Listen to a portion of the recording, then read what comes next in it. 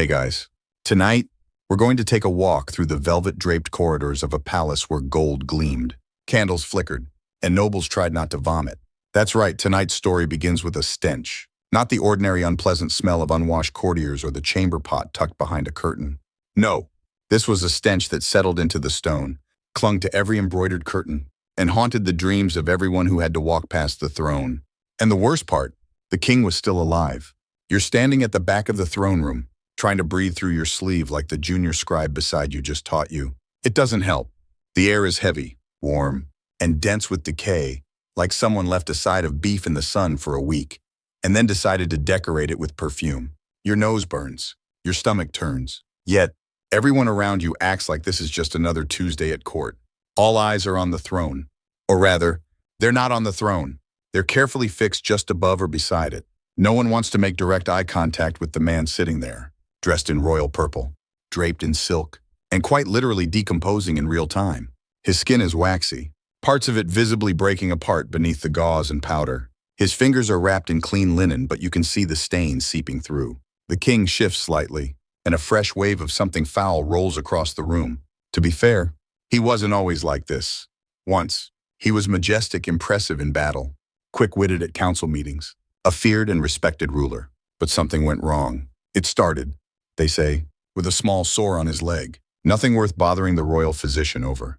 But it didn't heal. It got darker. It started to smell. And before long, his entire leg became a study in human rot. They whispered gangrene behind their gloves, but they dared not say it too loudly.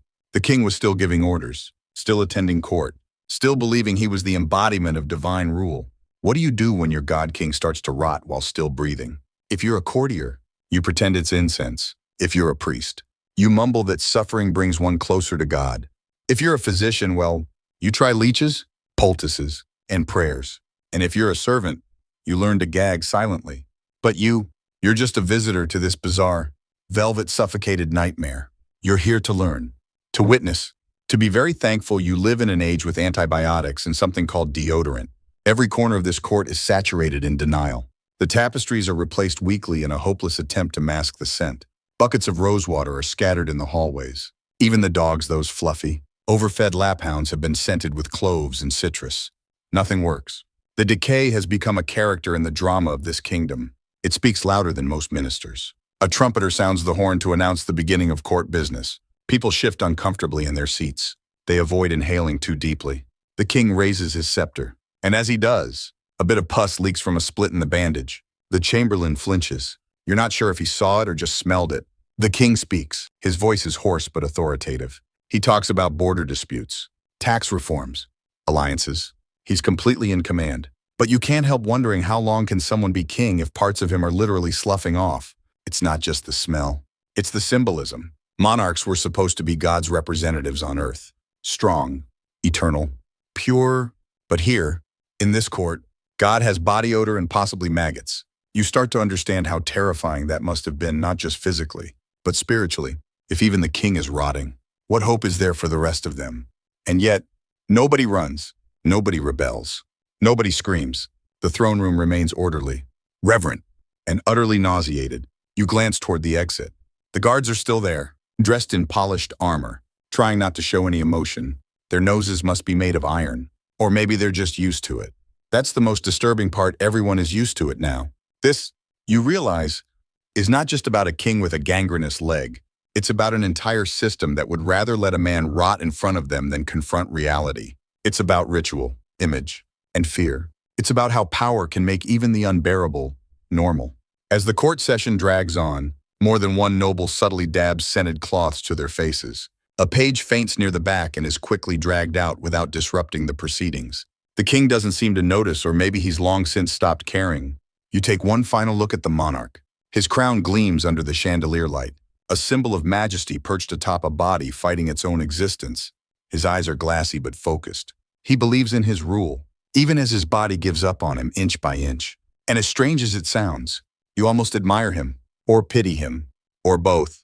Welcome to the court where death has a front row seat and it smells like rotting flesh, lavender, and desperation. Now that you've survived your first hour in the royal court without passing out, or at least without doing so publicly, it's time you properly meet the man behind the miasma.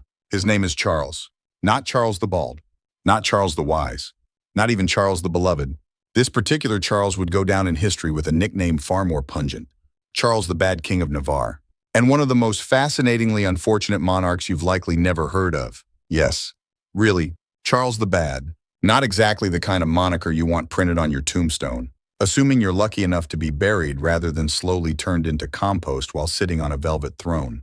But believe it or not, Charles earned that title long before he started to rot from the inside out. His subjects didn't need the smell to suspect something was off. The rot came later. The nickname came first. Charles II of Navarre ruled during the 14th century, a time when royal politics was more Game of Thrones than your high school civics class. Think plague, war, betrayal, and nobles switching sides faster than they changed undergarments, which, to be clear, was not often. Charles inherited his throne young and promptly got to work making enemies. He was cunning, ambitious, and so deeply committed to double-crossing everyone that even Machiavelli would have taken notes. By the time Charles reached middle age, he had managed to alienate not just one but multiple kings of France. He plotted with the English, conspired against the Pope, and made so many shady deals that treachery might as well have been a line on his family crest. But here's the thing, he was smart. Really smart. So smart. In fact, that he kept surviving every plot, every betrayal, every poorly planned revolt. Until, of course, his body decided to turn against him. But before we get to the very messy details of that demise, let's linger for a moment on the man himself. Charles was born into privilege but operated like a streetwise schemer, fluent in politics and fluent in lies. He could smile at you while poisoning your wine and then offer to help investigate the crime. Now, history's not exactly flooded with detailed portraits of his physical appearance.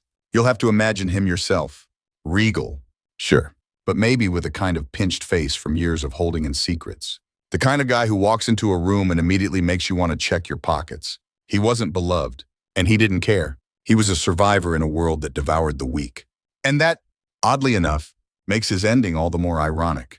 Because in the end, Charles wasn't killed by an assassin or overthrown by rivals. He didn't die in battle or poisoned at dinner. He died because someone followed his doctor's orders too well. It's the most accidentally horrifying thing you've probably never learned in school. Let's fast forward to the end of his life. By this point, Charles was older, weaker, and ironically finally trying to take care of his health. He suffered from a number of ailments, most notably paralysis in his legs. Some accounts suggest it was the result of syphilis. Others say stroke. Still others hint at chronic gout or diabetes. Whatever the cause, the man was bedridden, and his doctors prescribed something both completely logical and utterly doomed. A treatment involving wine-soaked cloth and fire. No, not metaphorical fire. Actual fire. The idea, if you could call it that, was to wrap his frail body in linen strips soaked in brandy or some flammable alcohol-based tonic, then carefully warm them to encourage circulation. Kind of like a cozy, flammable mummy wrap for kings. The warming was supposed to be gentle. But medicine in the 14th century had a way of escalating very quickly from mildly concerning to historically tragic. One night, as a servant prepared the warming ritual, something went wrong. Maybe the spark caught too fast. Maybe someone tripped. Maybe fate was just having a particularly dark sense of humor. Whatever happened, the wine-soaked bandages caught fire. The flames spread quickly. And there, in his royal bed, Charles the Bad burned alive, unable to move, unable to escape, and if some accounts are to be believed, left unattended out of sheer terror. You want to talk about irony? Charles, the man who outwitted kings, cheated death a dozen times, and practically made lying into a form of art, was finally undone by a warm compress. And thus, the rot that had already begun internally was now joined by something far worse. The living corpse had become a burning one. There's a reason this story has survived for centuries. It's macabre, it's bizarre, and it's also strangely poetic. The man who embodied treachery, who burned so many bridges in his political life, ended up consumed by flames himself. Now, before you get too smug thinking this could never happen today, remember that even modern leaders sometimes think they're invincible. They refuse medical advice. They invent miracle cures. They surround themselves with yes men too scared to point out the obvious. The court may smell nicer now, but the delusions, oh, they're still thriving. As for Charles, his legacy lives on mostly in footnotes, strange anecdotes, and that haunting nickname, the bad, not the brave, not the just, not even the slightly misunderstood, just bad. But at least he gives us something to talk about in the dead of night. when the candles flicker and the air gets heavy. And the smell, well, that part lingers. So now that you've gotten a whiff, both literal and metaphorical, of King Charles the Bad's unfortunate condition, you might be wondering, what exactly was happening to his body? How does someone rot while still alive? And more importantly, why did this seem to happen to royals with disturbing frequency? Let's talk gangrene, or, as they might have called it back then, holy punishment, rotting curse, or simply that thing that makes you smell like a corpse before you're dead. Gangrene is the death of body tissue, typically due to a lack of blood flow or a serious infection. And before you click away, thinking we've entered gross anatomy lecture territory, stay with me, because the way gangrene played out in royal courts is the stuff of historical horror stories. Gangrene doesn't knock politely. It kicks the door down and sets up camp. Once tissue starts dying, bacteria move in fast, particularly anaerobic bacteria that thrive in places without oxygen, like deep wounds or the insides of heavily bandaged royal limbs. These bacteria release gases that create a grotesque swelling, skin discoloration, and, of course, that smell, a mix of rotting meat, metal, and despair. In the Middle Ages, gangrene wasn't just a medical emergency. It was a theological crisis. If your foot turned black and smelled like sin, people didn't ask about your circulation. They asked what you did to make God angry. That added a whole new layer of shame to the already humiliating process of slowly decaying in public, and kings weren't exempt. If anything, they were more vulnerable. Why? Well, first, let's talk hygiene. Royalty bathed less than you might imagine. Baths were sometimes feared as dangerous or decadent. Water was often dirty, and covering yourself in perfume was considered a better alternative than actually scrubbing your feet. So that tiny cut from riding a horse, that blister from ill-fitting boots, infections loved that stuff. Second, royals ate terribly. Yes, their tables overflowed with meat, wine, cheese, and sugar-drenched pastries, but all of it wreaked havoc on their health. Gout, diabetes, obesity, these were rampant. And those conditions, they all mess with circulation. Poor circulation leads to tissue death. You see where this is going. And third, there's the medicine, or rather, the creative attempts to pretend medicine existed. Doctors in medieval courts were less physician and more optimistic gambler. Treatments included cutting open the infected area and stuffing it with herbs, sometimes honey, sometimes hot oil. Occasionally, exorcisms. One noble physician even tried putting live frogs on a gangrenous foot to draw out the evil. Spoiler, the frog died and so did the foot. If a royal got gangrene, things got awkward. No one wanted to admit the king was physically weak. That meant political vulnerability. Foreign ambassadors took note. Rivals whispered. The court grew tense. And the king, often already in pain, had to pretend like nothing was wrong while his toe turned into pudding. But wait, you ask? Didn't they try amputations? They did, sometimes. But surgery was dangerous, rarely sterilized. And anesthesia consisted of being drunk, tied down, and prayed for. Many royals simply refused. They'd rather keep their infected limb and roll the dice than lose it and risk the appearance of weakness. Plus, can you imagine a medieval king trying to lead troops into battle while limping on one foot and bleeding through his robe? Not exactly morale boosting. And so, rot was allowed to flourish. In Charles the Bad's case, we don't have a complete medical record surprise, but from the chronicler's accounts and the horror of his final days, it's widely believed he suffered from progressive gangrene. Whether it started from a wound, an ulcer, or some combination of diseases doesn't matter. What matters is that once it began, it didn't stop. His tissues died slowly. His blood turned septic. His breath reeked of internal decay. His limbs blackened.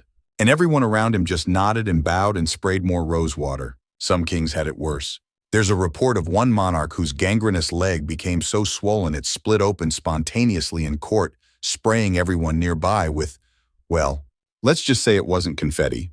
Another had a toe amputated, only for the surgeon to slip and remove half the foot. The infection spread faster after that.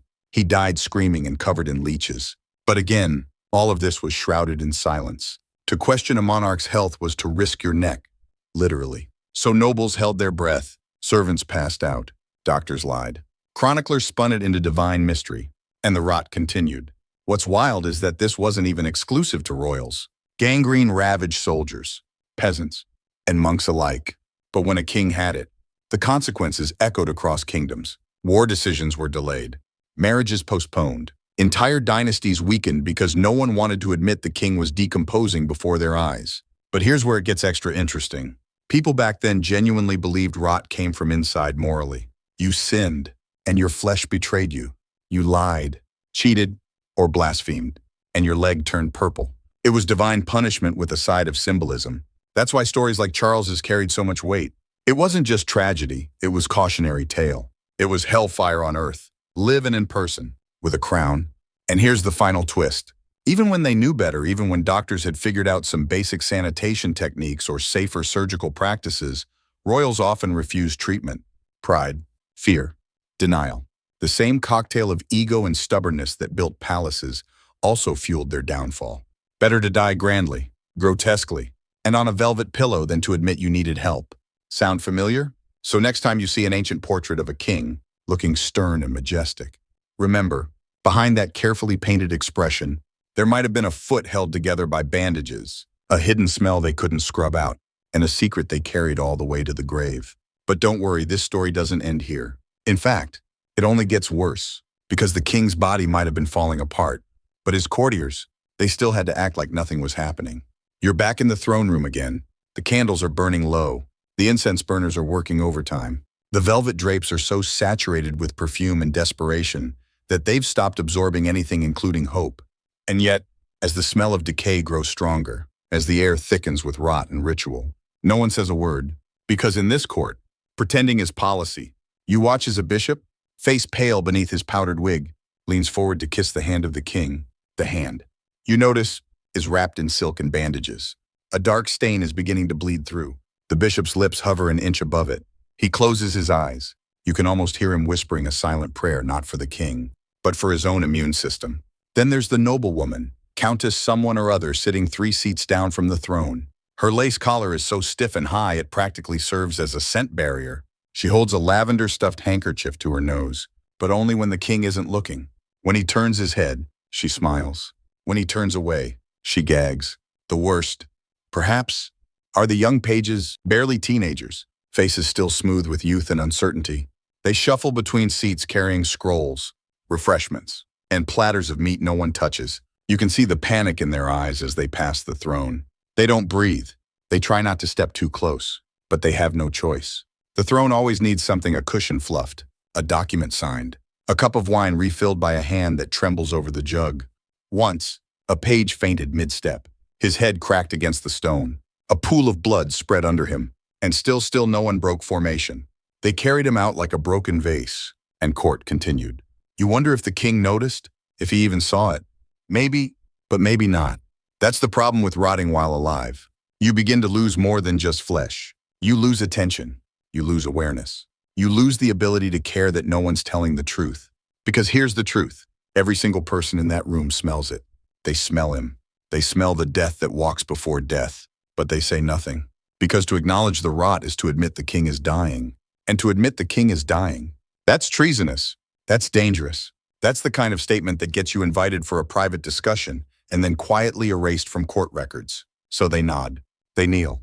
They cheer his decrees.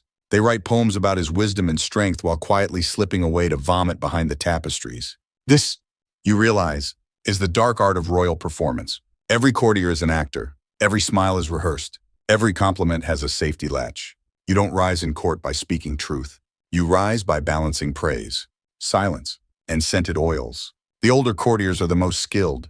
They've survived plagues, wars, and at least 2 rival kings. They know how to play the game. One of them, Lord Something, with the enormous mustache and terrifying shoes, actually sniffs theatrically and declares, "Ah, Your Majesty, what a divine aura surrounds you today." The other courtiers nod solemnly as if that makes perfect sense. Meanwhile, the junior diplomat next to you bites his lip so hard he draws blood. It's not just lies. It's maintenance. The kingdom is held together not by laws or armies or even God, but by mutual agreement to deny the obvious. You start to understand why revolutions happen. Not because people hate their kings, but because they get exhausted from the theater. At some point, even the best actors want to take off the mask. But not here. Not yet. The king coughs. A wet, gurgling sound that seems to come from somewhere deeper than lungs. You see the royal physician twitch. He steps forward, bowing. "Sire, may I?" But the king lifts one trembling hand. "No, not now. Not in front of the court." The physician retreats. Silently, obediently. Dying or not, the king still rules. You look around the room. Some people are genuinely frightened. Some are resigned.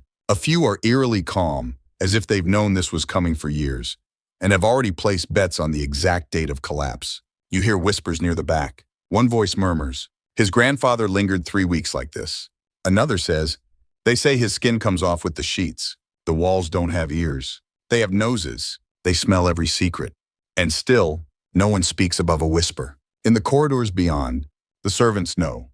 They talk more freely. They swap stories, make jokes, place bets.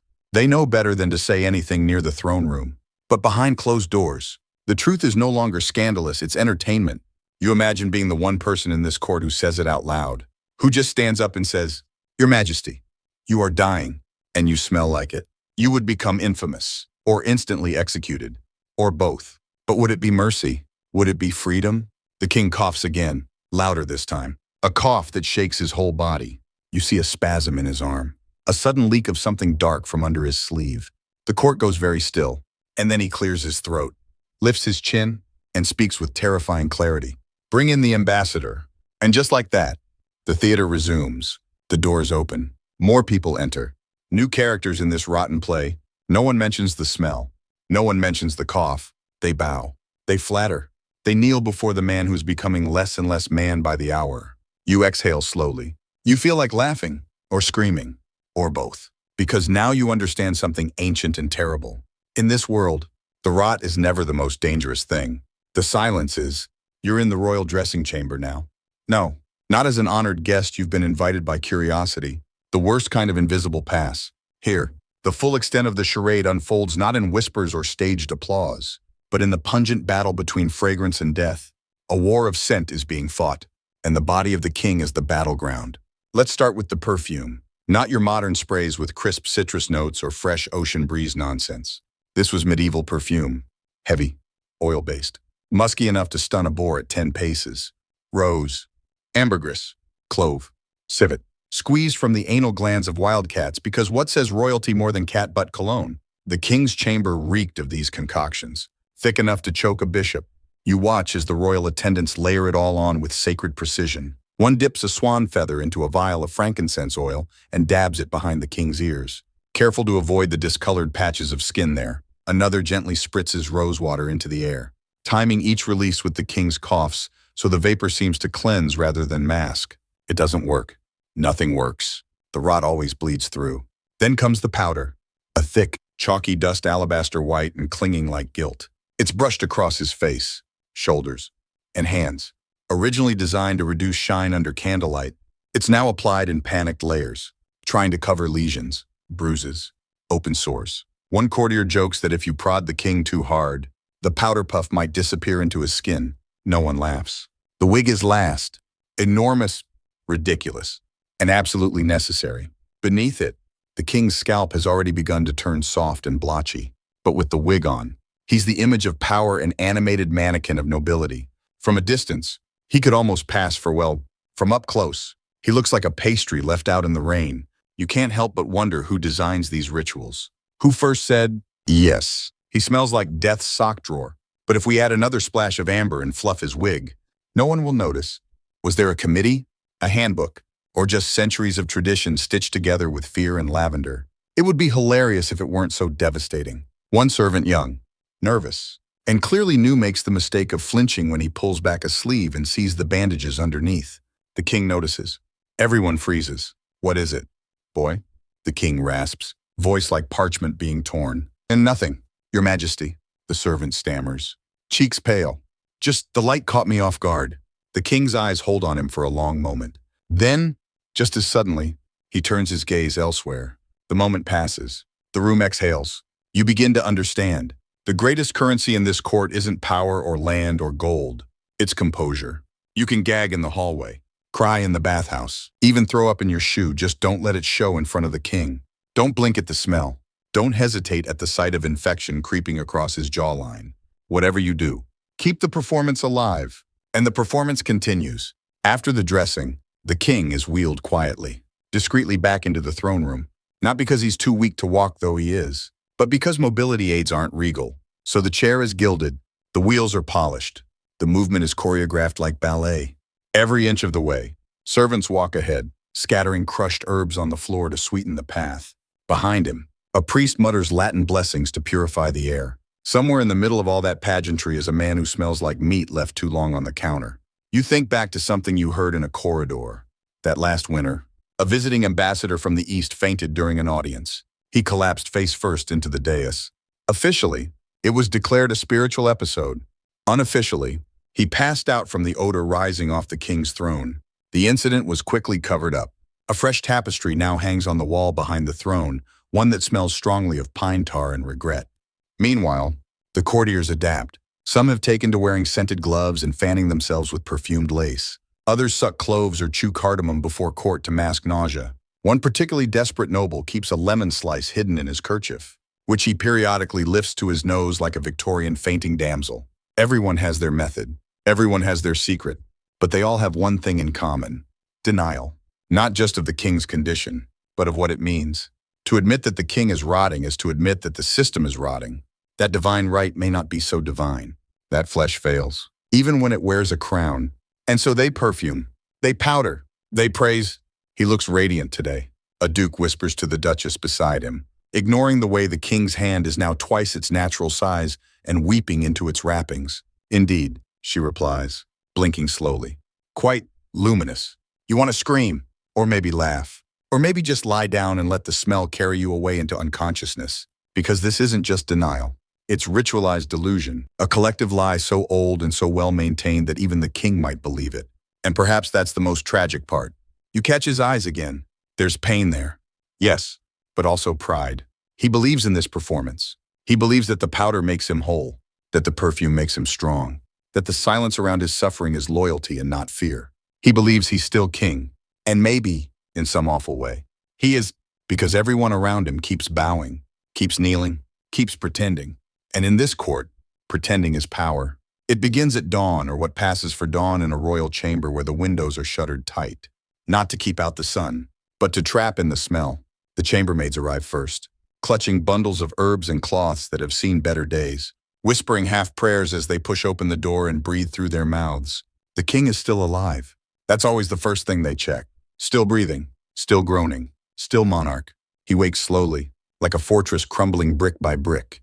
The sheets are damp, not with sweat, but with fluids you don't want to describe. One maid moves to the window and opens it a crack just long enough to let in some air before the others hiss at her to shut it again. Too much light and the truth gets harder to ignore. The king blinks. His eyelids stick together for a second. And when they finally part, you can see the cloudy yellow of infection creeping through the whites. His lips crack as he opens them. And when he speaks, it's in a voice like rusted hinges. Begin. That's the signal. The routine starts. The royal physician enters. He's always early. No one knows if it's out of loyalty or guilt or a need to witness the slow miracle of a man not yet dead. He kneels by the bed and begins the inspection. First, he checks the feet. The bandages are changed daily, though they don't really help anymore. The right foot is nearly gone, a soft, misshapen lump of tissue that barely resembles anything human.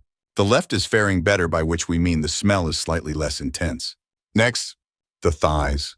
A new abscess has formed overnight.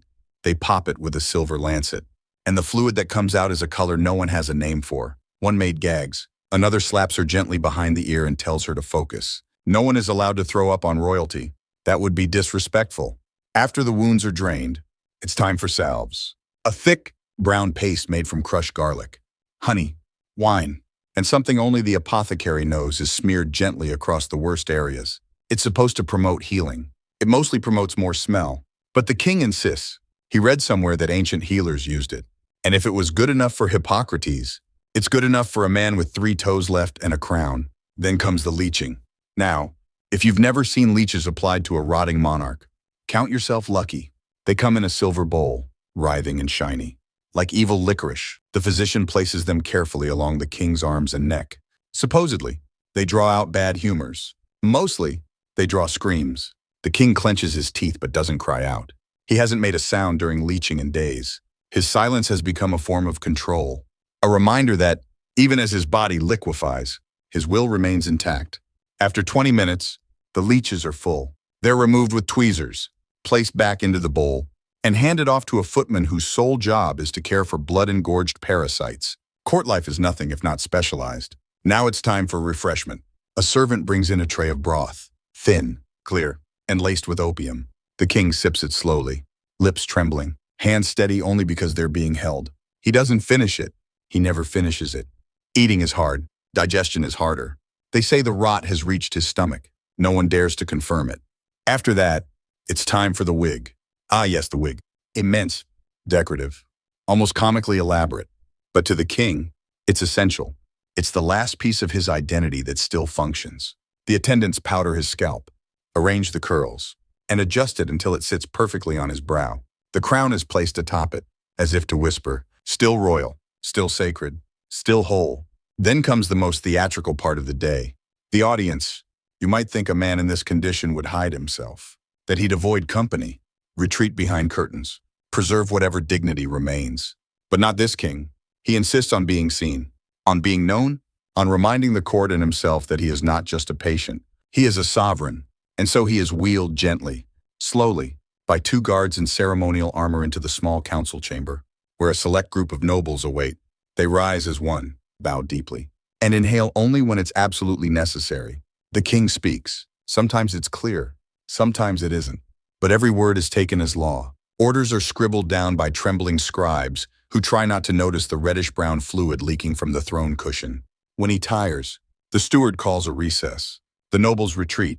The king is returned to his room. There, the priest arrives. Not for confession, not yet. The king insists he is not dying. This priest is here to consecrate the body, a ritual that began weeks ago and has morphed into a kind of daily spiritual maintenance. Holy water is sprinkled. Psalms are recited. Incense is burned in wild quantities. The air becomes so thick with smoke and perfume that you feel like you're drowning in frankincense. The priest holds the king's hand. He does not flinch. That is why he was chosen. When the ritual ends, the king is laid back down, blankets drawn, curtains closed. The room dims. Night falls. You think that's it? That the performance is over. But no, there's one final act. A scribe enters, kneels by the bed, and reads the day's accomplishments. The border treaty has held. Your Majesty, the ambassador from Aragon praised your wisdom. The harvest is strong. The people sing your name.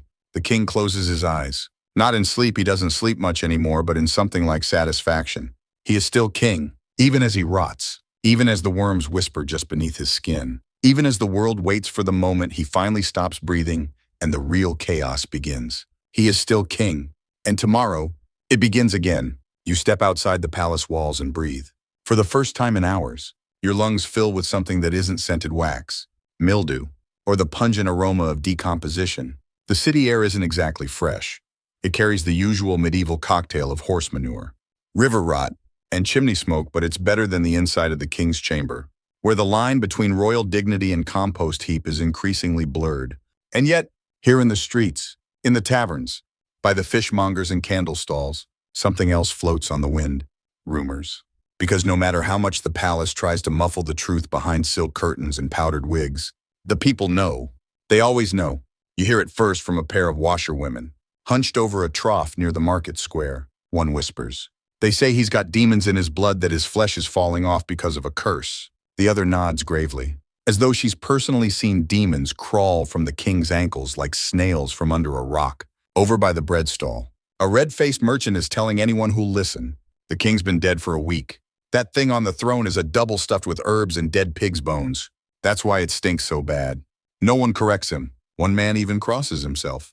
And at the tavern, the tavern is a rumor mill on full tilt. You sit at the back, sipping something vaguely wine-like, while the table next to you speculates with the passion of scholars and the logic of gamblers. A wiry man in a cloak says, "It started with a woman. A witch." She cursed him when he refused her petition. A large, bald fellow interrupts. "Nah, it was poison. His own son wants the throne, so he's been feeding him silver dust with his meat." Then a toothless old lady leans in and mutters, "I heard the king made a pact with the devil. His soul's already claimed, and his body's just catching up." You'd think such talk would get people arrested, but the guards walking by barely glance at the speakers. They've heard it all before. Some of them might even believe it. That's the thing about rot. It doesn't stay confined to tissue. It spreads into hearts and heads, into gossip, into fear. And here's the kicker. No one's sure what's true anymore.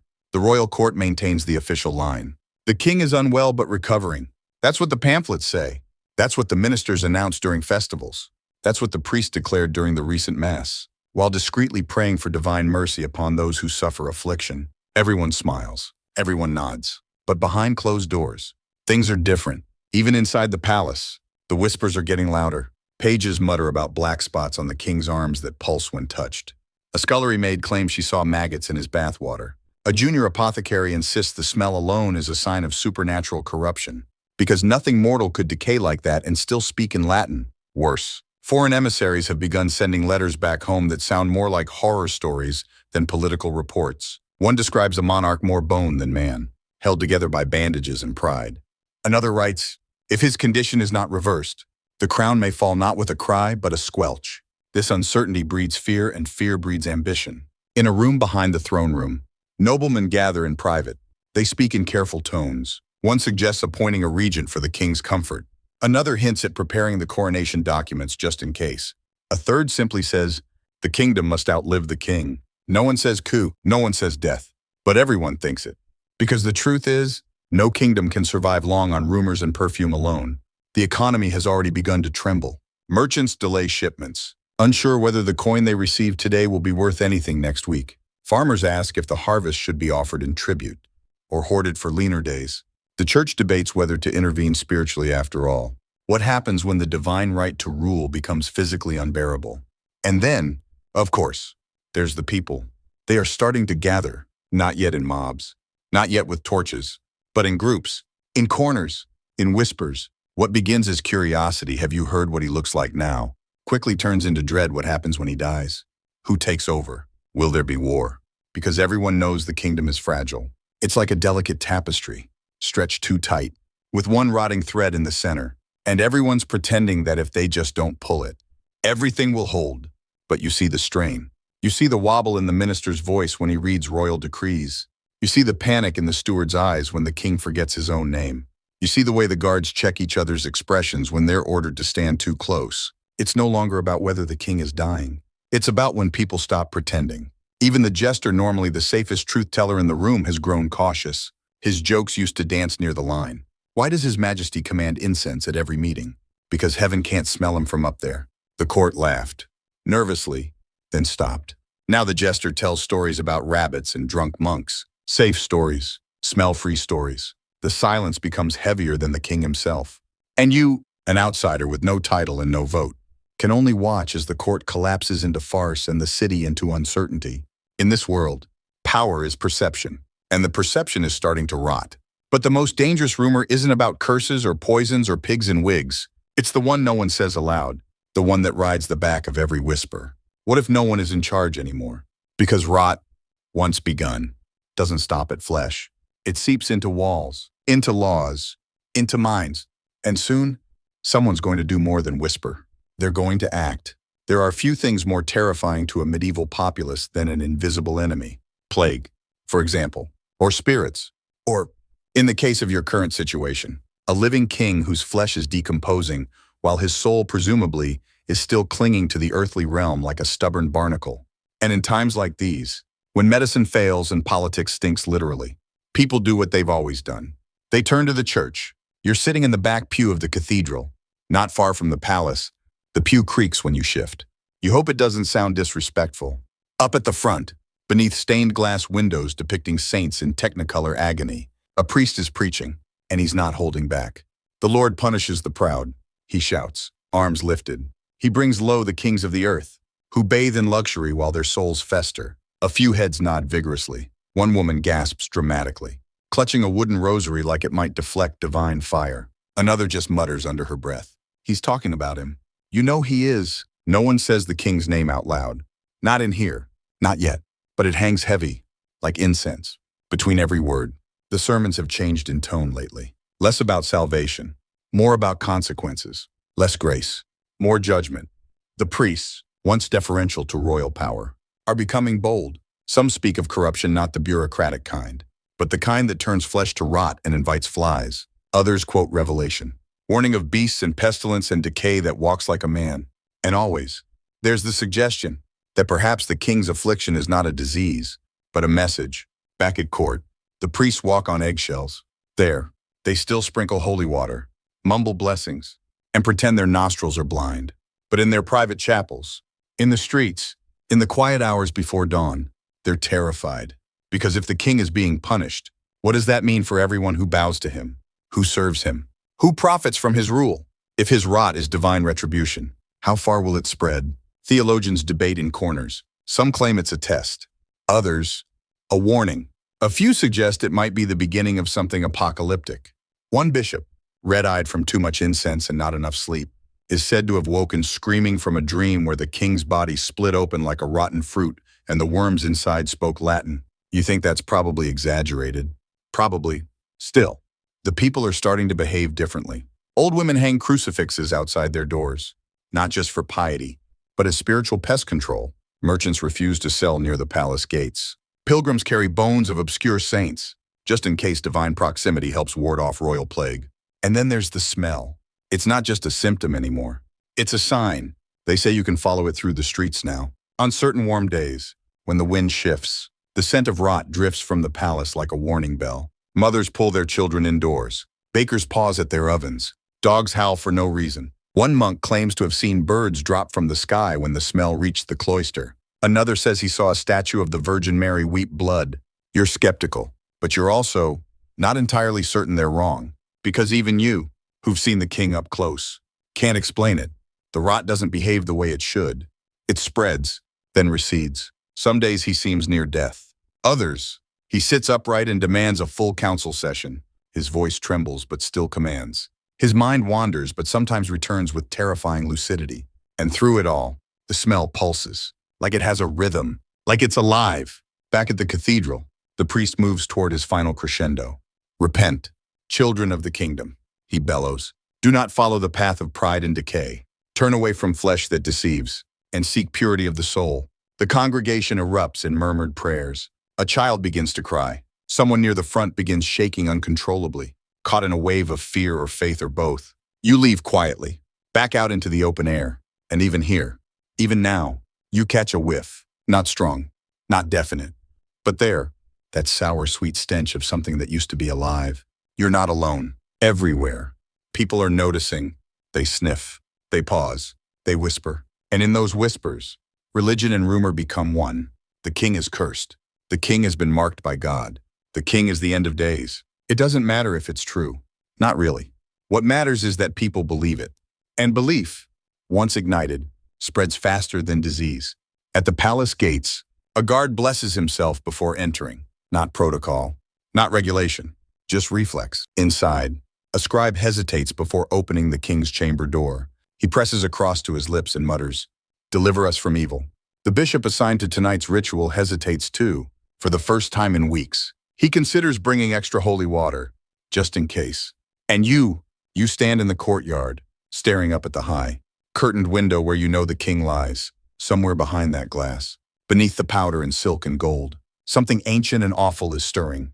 And you wonder, if this is judgment, what did we all do wrong? By now, you've gotten used to the smell. Or at least, you've convinced yourself that you have. You breathe shallowly.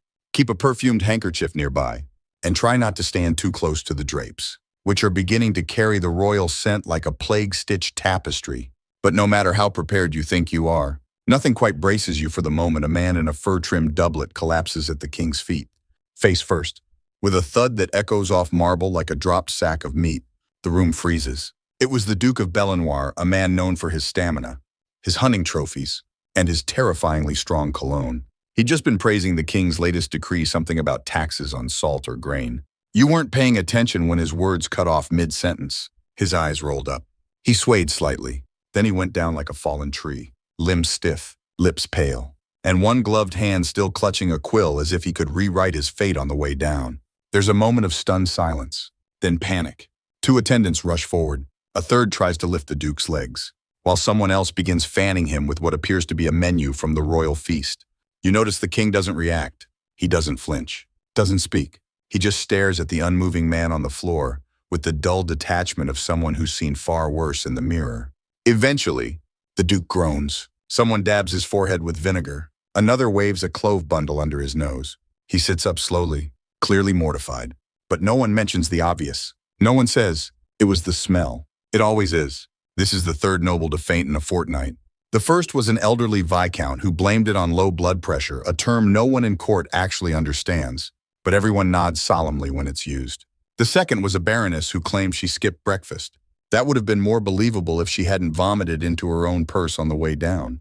The court has started inventing explanations like courtly tarot cards, too much heat, not enough water, fasting, emotional sensitivity, an allergic reaction to sandalwood. One overly enthusiastic poet suggested it was the sheer majesty of the king that overwhelmed their senses.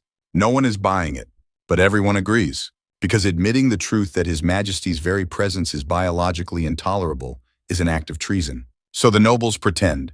They stuff scented oranges down their sleeves, hide basil leaves in their collars, and pin sprigs of rosemary behind their ears. One ambitious diplomat from the coast stitched a pouch of lavender into the lining of his codpiece, which was effective but had the unfortunate side effect of making him smell like a romantic picnic. Of course, none of this is new. You've read the letters. You've heard the murmurs. Back in ancient Rome, there were rumors that Emperor Elagabalus's breath could stop birds mid-flight. A French queen once kept a bowl of crushed mint by her bed to drown out her husband's personal aroma. And in one Scandinavian saga, a chieftain who refused to bathe was nicknamed Rotfang, not for his battle prowess, but for the unfortunate color his teeth had taken on. But this is something else. This is not the musk of a powerful man who avoids soap. This is decomposition. And yet, the rituals continue. Every morning, the king is wheeled in for court. Every afternoon, he signs documents, receives ambassadors, and listens to legal appeals while the courtiers try not to pass out. They sit as far back as decency allows, their eyes glassy, their spines ramrod straight. You notice the room is getting larger. Not actually, of course, but subtly. The furniture is rearranged. The benches are pulled a few inches farther from the throne each day. The windows once sealed to prevent drafts are now open just wide enough to let in air. The incense burners are doubled, then tripled. The floor is scrubbed with vinegar. The ceilings dusted with chalk. Nothing works. One afternoon, an artist is summoned to paint a new royal portrait. He arrives with oils, brushes, and a vaguely nauseated apprentice. He takes one look at the king, goes pale, and mutters something about capturing the essence of majesty. The final painting is technically skillful but unsettling. The colors are vivid, the robes immaculate, but the king's face is oddly blank, like a statue someone forgot to finish. The smell, of course, isn't visible, but everyone who looks at the canvas says they can feel it. Meanwhile, the fainting continues. It becomes a running joke softly, behind closed doors, in whispers. He went down like the king's left foot, dropped harder than His Majesty's jawline, but the humor is nervous, bitter, the kind of laughter that chokes in your throat. And behind the scenes, something darker is brewing. You hear talk of nobles meeting at night, away from the court, in wine cellars and private libraries. They're not just discussing estates and inheritances anymore. They're asking questions. Dangerous questions. Who would take over if the king stopped? How much longer can the charade continue? What if it already has? Because some say the king died weeks ago, and this creature we parade before ambassadors is just a shell, a puppet with a crown and a hand strong enough to scribble his name. You don't know what to believe anymore. All you know is that each time a noble collapses, the court gets quieter, the smiles become tighter, the meetings get shorter, and the king, he remains silent, watching, ruling, rotting, and no one dares ask for a breath of fresh air, because even the air is afraid. You've seen many things on your journey through this rotting court. Nobles fainting mid-sentence, priests trembling during mass, diplomats whispering into perfumed gloves. But nothing, absolutely nothing, quite prepares you for what happens in the king's private chamber on the third night of the waxing moon, when a new healer arrives with the gleam of desperation in his eyes and a pouch full of horror. His name is Brother Arnoul, no last name, just a reputation. Some say he studied in Constantinople. Others say he was expelled from Montpellier for excessive experimentation. Rumor has it he once revived a dead rooster using only goat fat, garlic, and sheer audacity. Whatever his past, he's here now, summoned by the queen's uncle in a moment of panicked hope. The king lies supine on his gilded bed, limbs like marble turned to wax, breathing shallow and uneven. A circle of physicians, priests, and pale assistants hovers nearby. They watch as Brother Arnoul bows low and opens his satchel. Inside, a collection of tools that look more suited for demon slaying than medicine. Hooks, vials, twine, a roll of waxed linen, and most ominously, a jar containing what appears to be wasp larvae. Let us begin, he says calmly, as if he's about to change a horseshoe. The first step is bleeding. Traditional, predictable, ridiculous, but standard for the time. Arnold slices open a vein in the king's arm with a small silver knife shaped like a fish because, according to him, fish restore balance. The blood that emerges is dark and sluggish, the color of overboiled wine. It takes several moments for it to flow properly, and when it does, the smell that accompanies it causes two junior monks to quietly step out of the room. Next, leeches. You thought you were past this part, but no. These are not your everyday leeches. These are holy suckers. Imported from a swamp near Aachen and blessed by a bishop with very poor judgment, Arnold places one directly on the king's neck, another under his jawline, and a third between his toes. The king doesn't flinch. He might not even notice. As the leeches swell with royal blood, Arnold begins chanting in a mixture of Latin, Greek, and something that sounds suspiciously like kitchen Hungarian. You're told this is to confuse the rot. If the decay cannot find the soul, he explains, it will lose its grip. No one interrupts. But you see the court physician in the corner rubbing his temples and muttering, "This is what I get for staying in school." Then comes the ointment. Arnold mixes it himself, right there on a side table, using ingredients that range from the plausible mustard seed to the alarming ashes of burnt mole. He adds quicksilver, a splash of rose water, and something from the wasp jar you'd rather not identify. The paste is thick and brown. It smells like hell's pantry. And then he applies it, not with cloth or spoon, but with his bare hands. He smears it over the king's chest, his sides, his limbs. Every part of skin that can be reached is covered. The rot hisses when touched, bubbles slightly, and for a moment you think just maybe it's working, until the king begins to convulse. First it's a twitch, then a shudder, then full-bodied spasms that shake the bed like an earthquake. The priests rush forward. The queen's uncle gasps. Arnold shouts, "Hold him down. The demon is leaving." The demon, it turns out, is staying right where it is, because moments later, the king vomits a thick, black liquid that smells like decay and burnt licorice. The nearest monk collapses. Arnold, unshaken, collects a sample in a glass vial. For further study, he murmurs. After an hour of chaos, the king stills. His breathing returns, weak but rhythmic. His eyes flicker open just barely. Someone calls this a miracle. Someone else calls it a setback. Arnold calls it progress. You call it madness. Still, for the next 2 days, Arnold's methods continue. He hangs bells in the bedchamber to frighten the illness with sound. He burns toadstools for their purgative smoke. He forces the king to drink a mixture of vinegar and pigeon milk. No one knows where he gets the pigeons, or the milk. Desperation makes monsters of everyone. Even the queen once composed. Porcelain still in her grief begs Arnold for answers.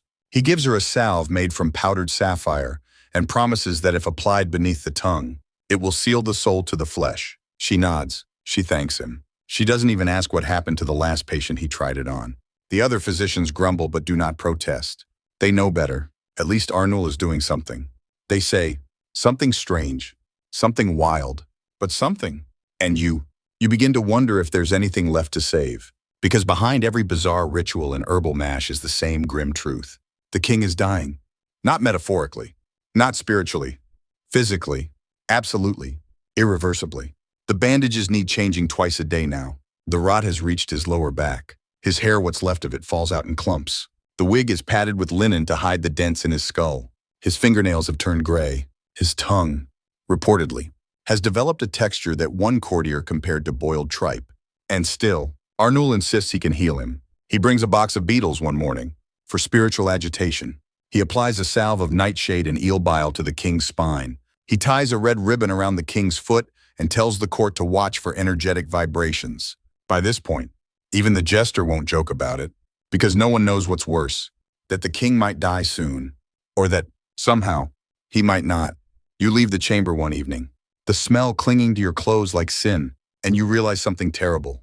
They're not trying to save the king, they're trying to save the idea of him. The body is gone, but the illusion, the symbol, the ritual that still breathes.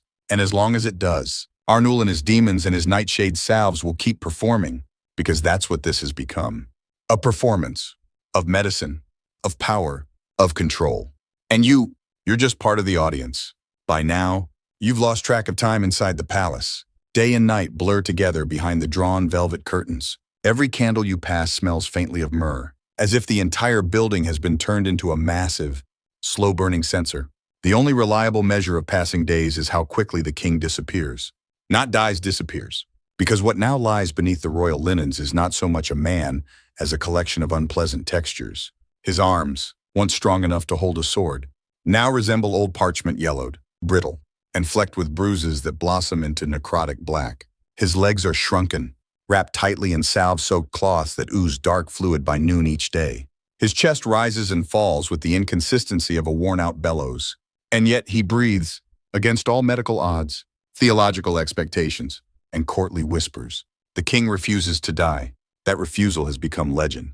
Some say it's divine will. Others say it's demonic stubbornness. A few believe he made a pact with something ancient, an angel, a spirit, a rat, but no one says it aloud anymore. Not because they fear being wrong, but because they fear being right. The daily routine now runs like a grim parody of life. Servants still dress him in his robes, even though they hang from his skeletal frame like wet curtains.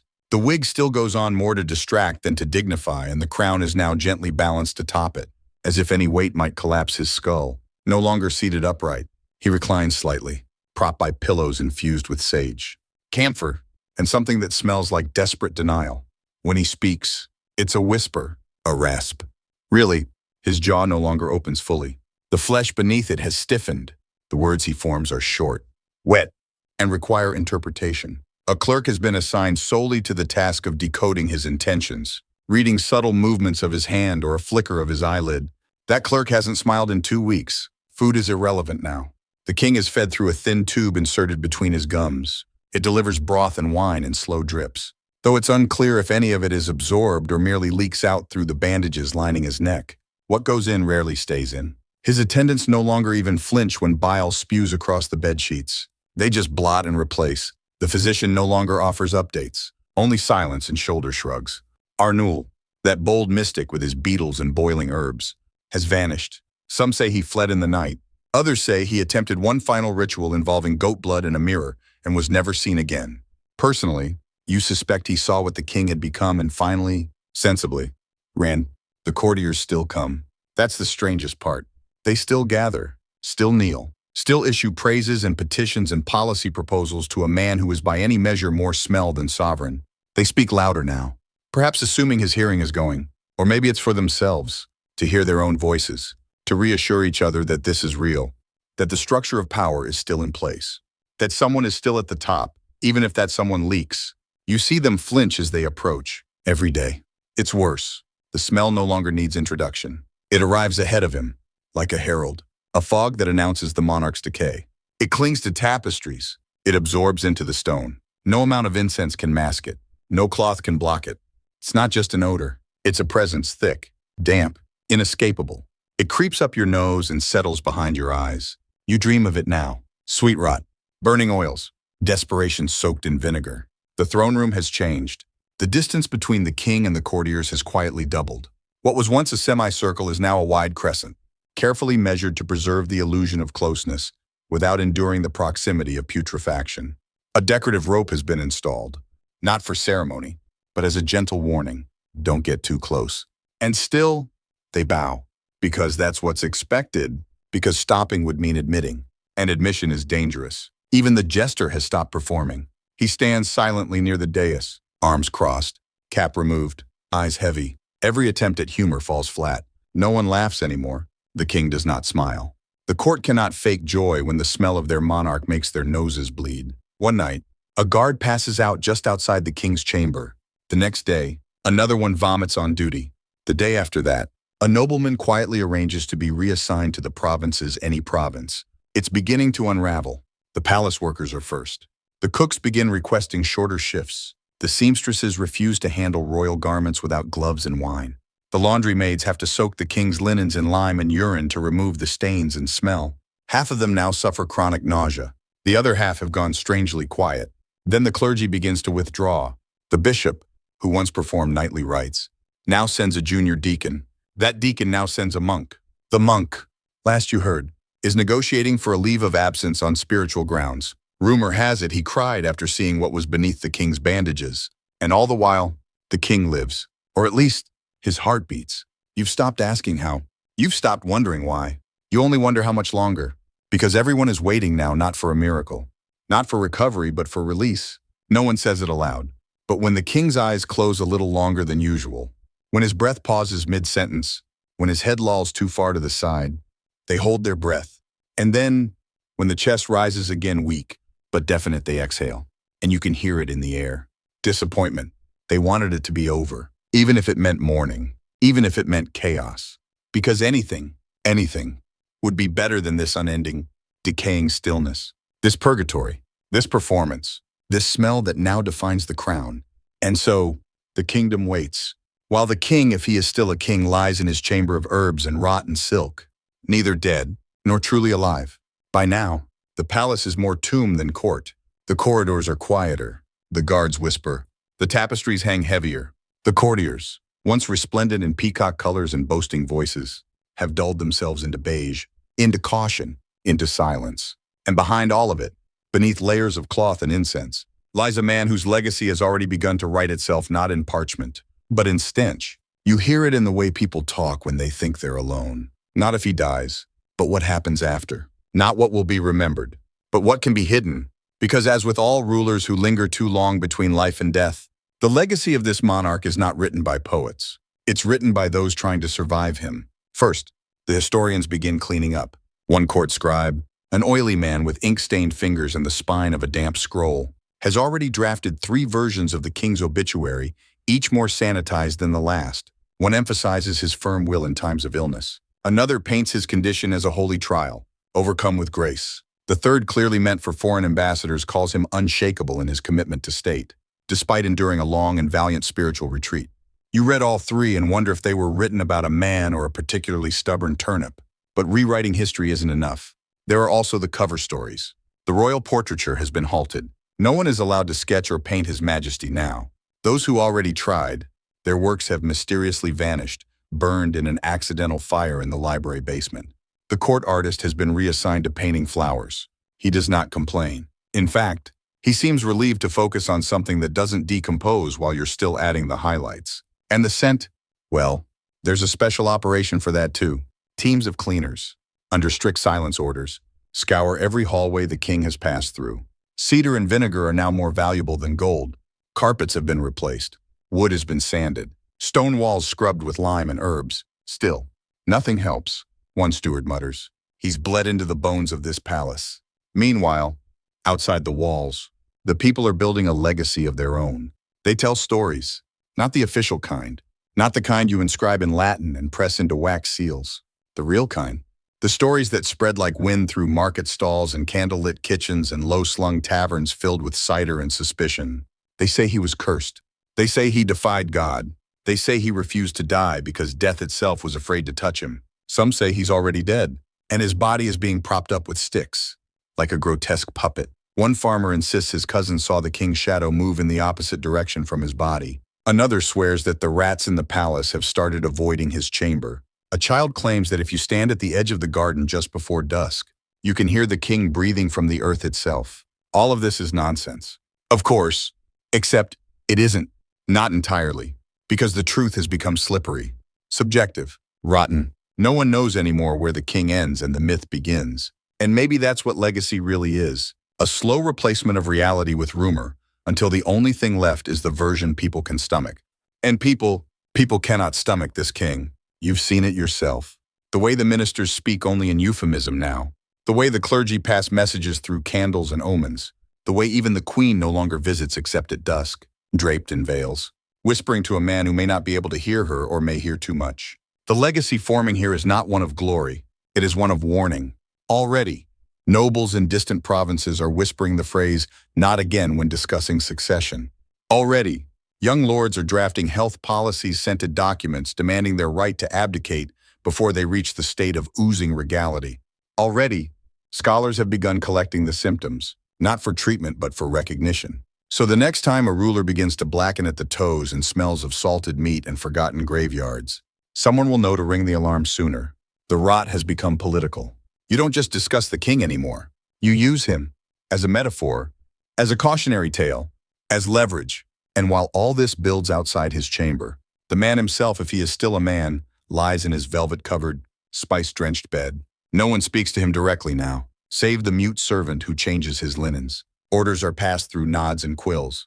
Decrees are forged in his name, stamped with a seal pressed into wax by a trembling attendant. Even his breath, once a rattling, wheezing presence, has quieted to something thinner, more symbolic than functional. And still, they wait.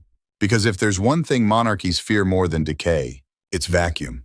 And so, the palace holds. It creaks. It swells. It stinks. But it holds. Until it can't. One day soon, the heartbeat will stop. The flies will grow bold. The mask of dignity will fall. And then the legacy true, raw, putrid will step forward, not as a statue, not as a poem, but as a stain, the kind that can't be scrubbed out, no matter how many pails of rosewater you throw at it. Let's say you're not a king.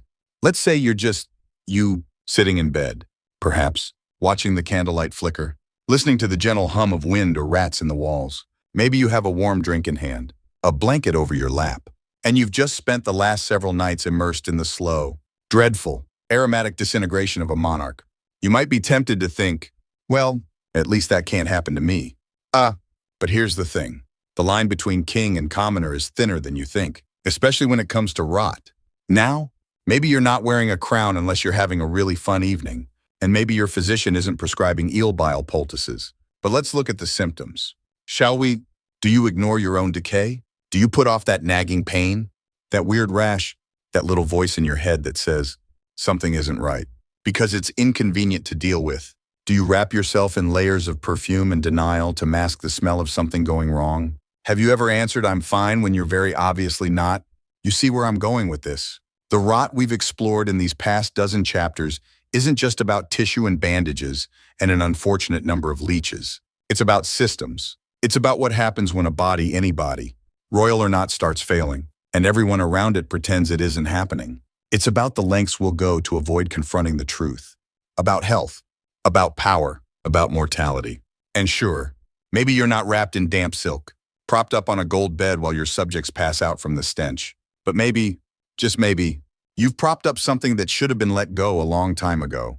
A belief, a role, an illusion. Let's talk about denial. The king's court wrapped him in powder, scent, and silence. Not out of cruelty, but out of fear. Fear of change, fear of what comes next, fear of admitting that the thing they built their lives around, the monarch, the center, was crumbling before their eyes. And so they kept bowing, kept writing laws in his name, kept feeding a corpse and calling it a king. Sound familiar? We do this all the time. We stay in toxic jobs, pretending our joy isn't dying by the hour. We stay in broken relationships, spraying metaphorical perfume on conversations that smell of decay. We ignore grief, pretending it's just tiredness. We push past burnout, pretending it's ambition. We let systems rot, as long as they still vaguely resemble function, because confronting death of a person, of a dream, of a belief is messy. It's easier to light more incense, but rot doesn't care about ease. It spreads, quietly, persistently. Sometimes it smells like sweat and gangrene. Other times it smells like burnout and missed therapy appointments. And the longer you pretend not to notice, the deeper it goes. So, could this happen to you? Not the full-body decomposition, hopefully, but the performance. Absolutely. You can wake up one day and realize you've spent years pretending to be a functioning version of yourself, when in reality, parts of you have been shutting down spiritually, emotionally, maybe even physically. The crown might be lighter, the throne less ornate, but the weight is the same. Now, this isn't about scaring you. This isn't about whispering that doom is at your doorstep. It's about offering something the king never got. A mirror. Not a gilded one held by trembling pages, but a real one. The kind that doesn't lie. The kind that says, hey, you look tired. You look like you need to stop pretending everything is fine. Because here's what they never told the king. You don't have to be embalmed in your own legend. You can fall apart. You can say, this hurts. You can remove the wig and the robes and the crown, and just be the human beneath all that ceremony. And you can ask for help. You can say, I am rotting a little. Could someone please see that? Because once someone sees it, you can start cleaning the wound, healing it, resting, recovering. But not if no one is allowed to notice. Not if the rule of the room is silence. Not if the court demands applause while your skin peels. Let's also take a moment for those who stood around the king, the ones who whispered, fanned, cleaned, bowed. Many of them knew. Many of them hated what they had to do.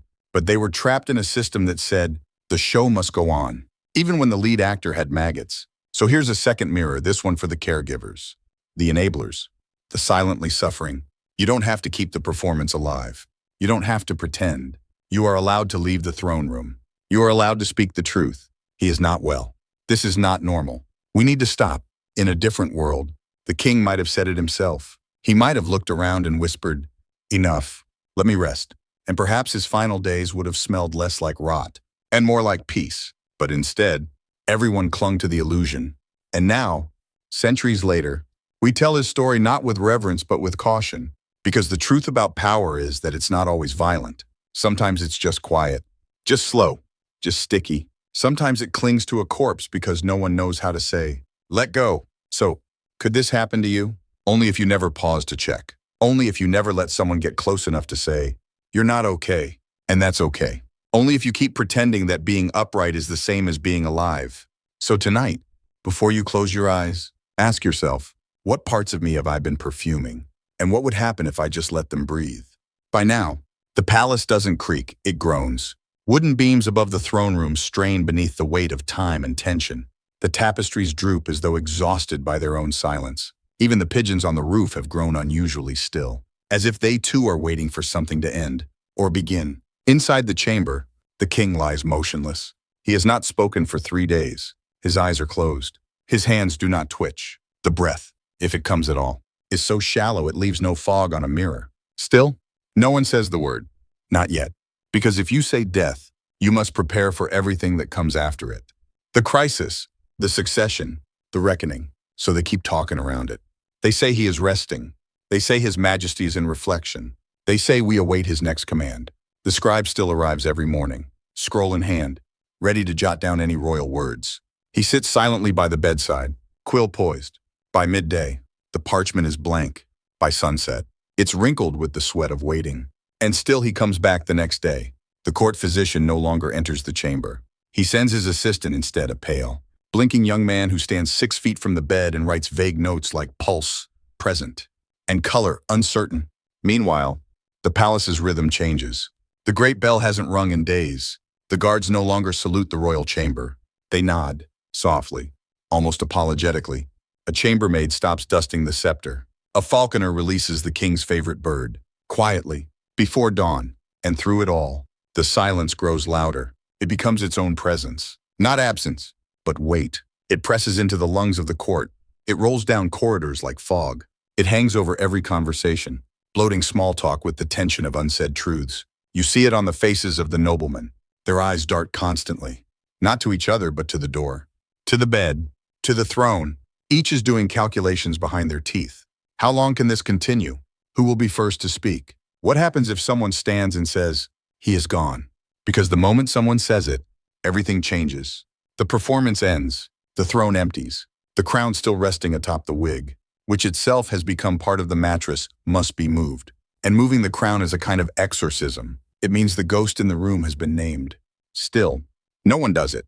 Instead, a noblewoman pretends to faint. Not because she's overcome with emotion, but because she's afraid if she doesn't excuse herself, she'll scream. The bishop leaves his prayers half finished and walks the palace halls in circles, counting his steps like penance. A mouse dies under the throne and no one moves to clean it up. Outside the palace, the people have stopped asking how the king is. They ask, "Who's next?" They say things like, "At least the rot will stop," and then immediately cross themselves. In the taverns, the toasts are cautious. To his memory, one man says, before being reminded, "He's not dead yet." The man looks into his mug. "Oh," he replies. But his legacy is, back in the court, there are arguments now, behind closed doors, between families, about inheritance, about titles, about who gets to sit where when the next king is crowned. Some demand a council, others demand a casket, and a few demand silence because if they say nothing long enough, maybe they won't be held accountable for the smell, or the bandages, or the years of pretending. You, meanwhile, begin to see the strangest transformation of all. People have begun to speak of the king in the past tense, not consciously, just little slips. The king was wise. His rule meant stability. Remember when he would walk the gardens? Every time someone catches themselves, they go pale, as if they've just been caught speaking to a ghost. And maybe they have, because what lies in that bed, beneath the gold-embroidered shroud and the ritual silence, is no longer the man they once feared, loved, or served. It's a body. Not officially. Not yet. but in all the ways that matter. It is. Then one evening, it happens, not with fanfare, not with mourning, just a single sentence. From the queen, she enters the chamber alone, face veiled in black, not a widow's veil. Not yet, but something close. She stands at his bedside. She takes one long, trembling breath and says, "Enough." No shouting, no weeping, just one word. But it's the loudest thing anyone has heard in weeks. Later, when the physicians are summoned, when the priests begin their chants, when the nobles gather in their formal robes and the scribes begin sketching death notices with trembling hands, none of them remember exactly when he died. There is no precise moment, no final breath caught in someone's memory. He had been dying for so long that death itself had become irrelevant. But when the queen said enough, the performance collapsed, and in its place, silence bloomed again. But this time, it felt like peace. Not denial, not fear, just stillness. The final stillness of a king who had already passed long before anyone dared to notice. And as they carry the body out of the chamber covered in silk, soaked in cloves, crowned one last time, you think, perhaps the legacy of this king will not be written in battles or treaties, but in the danger of waiting too long to speak the truth, and in the sound of silence, broken only by the word, enough. The king is gone. No bells tolled, no thunder cracked the sky, no angel descended in a shaft of golden light.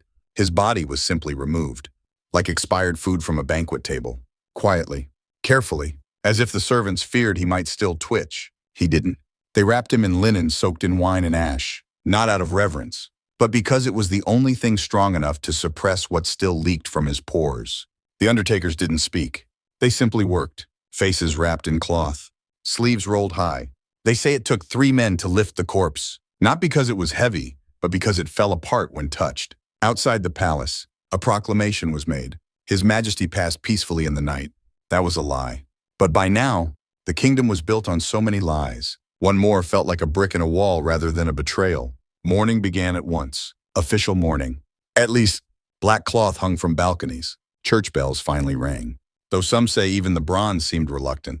Priests delivered sermons about virtue and duty. Poets wrote sonnets about a king whose strength outlasted his body. One particularly dramatic bard declared, "He reigned with the silence of stone and the endurance of time." You almost applauded.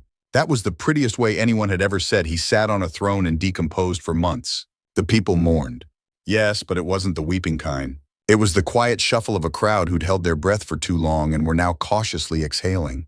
There was no riot, no revolt, just a collective sigh, because the smell was finally gone. It left with him, or at least stopped growing. The palace was scrubbed, room by room, carpets replaced, walls painted, the velvet throne cushion ceremonially burned. You watched it go up in smoke, a final whimper of denial wafting toward the sky. A week later, the king's body was interred in the royal crypt.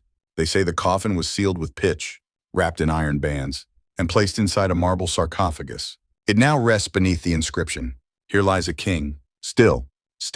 There's a joke in there, but no one dares make it aloud. What followed was not a golden age, nor a collapse. It was something stranger, a reset.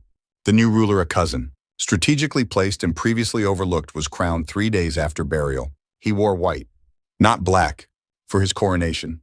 A bold move. Some called it sacrilege. Others called it strategy. Either way, it worked. People needed a signal. This king smiled. He moved. He breathed without alarming anyone. And most importantly, he smelled normal. That alone made him wildly popular. He toured the countryside shaking hands and kissing babies, not because he cared, but because he could. The bar was low. So low that simply being alive was considered an achievement. He made jokes. Light ones. Always just shy of disrespect. During his first court address, he said, "I assure you, I'm fresh." The nobles laughed. Not because it was funny, but because laughter felt so good after so many months of gagging behind silk fans. The policies didn't change much. The taxes stayed high. The harvests were still uncertain. The wars still threatened at the borders. But hope crept in. Quiet as a breeze.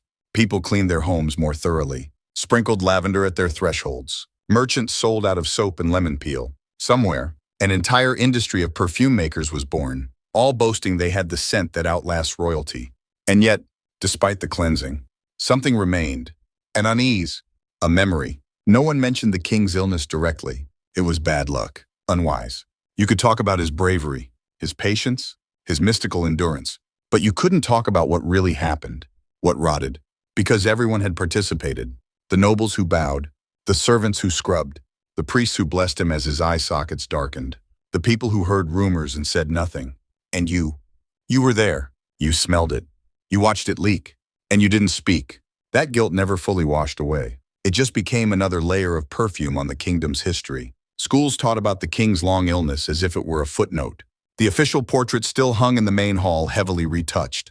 Naturally, the artist had painted him with glowing skin, bright eyes, and a chin that could command a fleet. Most who passed by just nodded and moved on. But sometimes someone would stop. Look closer. Notice the odd shadows under the eyes, the faint smudge beneath the collar, and wonder, did he know? Did he suffer? Or did he simply sit there, unraveling slowly, while everyone around him bowed, smiled, and told him he looked marvelous? You once asked a servant who stayed with the king until the end, one of the few who never fainted, never ran, never whispered, "What do you remember most?" You asked. He paused, thought, then said, "The quiet, not the smell, not the sores, not the rituals, the quiet," he repeated. Everyone waited for someone else to speak. No one ever did. And now, years later, the quiet still lingers. In that chamber, in that throne, in that history, a reminder that sometimes the worst thing isn't the rot. It's pretending it isn't there. It's bowing to a corpse. It's forgetting how to say, "This isn't right."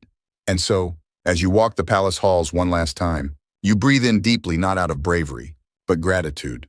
Because now, you can. So now, the story ends not with a royal decree or thunderous applause, but with a long, quiet exhale. You've traveled through a kingdom suffocating under the weight of silence, through corridors lined with denial and chambers thick with the scent of decay. You've seen what happens when truth is buried beneath wigs and velvet, when power is embalmed in ceremony, and no one dares to whisper, "Something is wrong." But this isn't just a tale of a dying king.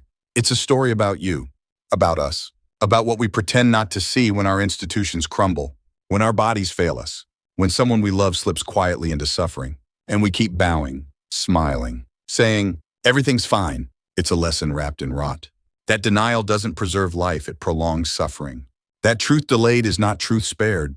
That power, when separated from humanity, becomes grotesque. And yet, there's hope here too, because even in that stinking chamber, someone eventually said, "Enough." And that single word shattered the performance. That single breath of honesty cleared the air. So tonight, before sleep folds over you like a warm shroud, ask yourself, what silence have I been keeping? What truth have I wrapped in perfumes and pageantry? And if I whispered, "Enough," what would begin? Because sometimes, the most radical thing you can do is open a window. Thank you for staying with me through this strange, soft, and slightly haunted journey. Now breathe deeply. You've earned the air. Good night.